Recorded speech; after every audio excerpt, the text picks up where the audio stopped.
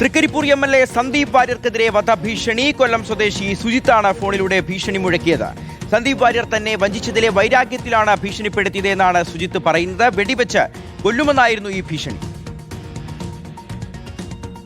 Phone call ചെയ്യാനുള്ള കാരണം എന്റെ വ്യവസായത്തെ സംരക്ഷിക്കുമെന്നും എന്റെ കുടുംബത്തിനും എന്റെ തൊഴിലാളികൾക്കും സംരക്ഷണം നൽകും എന്നുള്ള ഉറപ്പിന്മേലാണ് കുഞ്ഞികൃഷ്ണനും ടി കെ ഗോവിന്ദനും സന്ദീപ് വാര്യർക്കും വോട്ട് മറിക്കാനായിട്ട് ഞാൻ കൂടെ നിന്ന് സഹായിച്ചത്. ഞാൻ ഇത്തരം കാര്യങ്ങൾ ചെയ്തിട്ടും എന്റെ മകളെ കൊല്ലുമെന്നുള്ള വധഭീഷണി വന്നിട്ടും ഇവർ കേസെടുക്കാൻ പോലും തയ്യാറായില്ല.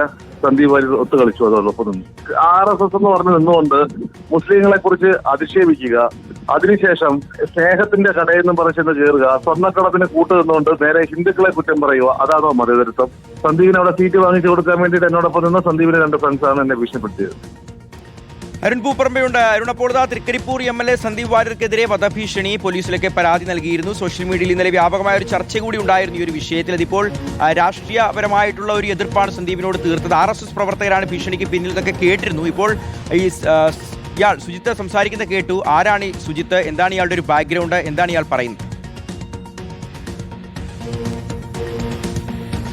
ഷിഹാസ്, ഇന്നലെ വൈകിട്ടാണ് തൃക്കരിപ്പൂർ എം.എൽ.എ. ആയിട്ടുള്ള സന്ദീപ് വാര്യരുടെ ഫോണിലേക്ക് ഈ വധഭീഷണി മുഴക്കിക്കൊണ്ടുള്ള കോള് വന്നത്. അതിൽ തന്നെ വെടിവെച്ചു കൊലപ്പെടുത്തും എന്ന രീതിയിലൊക്കെ പറഞ്ഞിരുന്നു എന്നതാണ് സന്ദീപ് വാര്യരുടെ പരാതിയിൽ പറയുന്ന.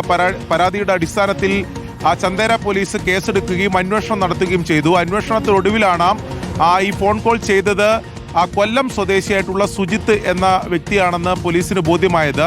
ഇയാൾ കുറേ കാലമായി പയ്യന്നൂരിലാണ് താമസം. ഇയാളുടെ സ്വദേശം കൊല്ലത്താണെങ്കിലും പയ്യന്നൂരിലാണ് താമസം.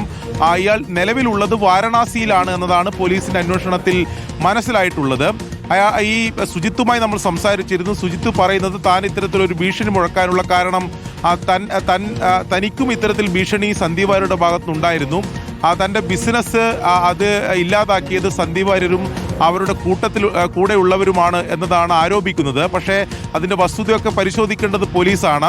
ഈ തെരഞ്ഞെടുപ്പിൽ വോട്ട് മറിക്കുന്നതിന് വേണ്ടി സന്ദീപ് വാര്യർക്ക് ഉൾപ്പെടെ വേണ്ടി വോട്ട് മറിക്കുന്നതിന് വേണ്ടി താൻ ശ്രമിച്ചിട്ടുണ്ട്. അത് എല്ലാം ഒരു ബിസിനസിൻ്റെ ഭാഗമായിട്ടാണ്. എന്നാൽ അതിൽ പിന്നീട് തനിക്ക് വഞ്ചന നേരിട്ടു. സന്ദീപ് വാര്യരുടെ ഭാഗത്തുനിന്ന് ആ നിലയിലുള്ള ഇടപെടലുണ്ടായി. അതിൻ്റെ വൈരാഗ്യത്തിലാണ് ഇത്തരമൊരു ഫോൺ കോൾ ചെയ്തത് എന്നതാണ് പോലീസിനോടും ഈ കാര്യങ്ങൾ പറഞ്ഞിട്ടുണ്ട് എന്നതാണ് ഈ സുജിത്ത് എന്ന വ്യക്തി പറയുന്നത്. എന്തായാലും ചന്ദേര പോലീസ് ഇയാളോട് പോലീസ് സ്റ്റേഷനിൽ ഹാജരാകുന്നതിന് വേണ്ടി നിർദ്ദേശം നൽകിയിട്ടുണ്ട്. ഇയാൾ പറയുന്നതിൽ എന്തെങ്കിലും വസ്തുതയുണ്ടോ എന്ന കാര്യം പോലീസാണ് എന്തായാലും അതിലൊരു വ്യക്തത വരുത്തേണ്ടത്. പോലീസ് ആ കാര്യങ്ങൾ അന്വേഷിച്ചു വരികയാണ് എന്നതാണ് നമുക്ക് ഇപ്പോൾ മനസ്സിലാക്കാൻ കഴിയുന്നത്. ശരിയാണ്.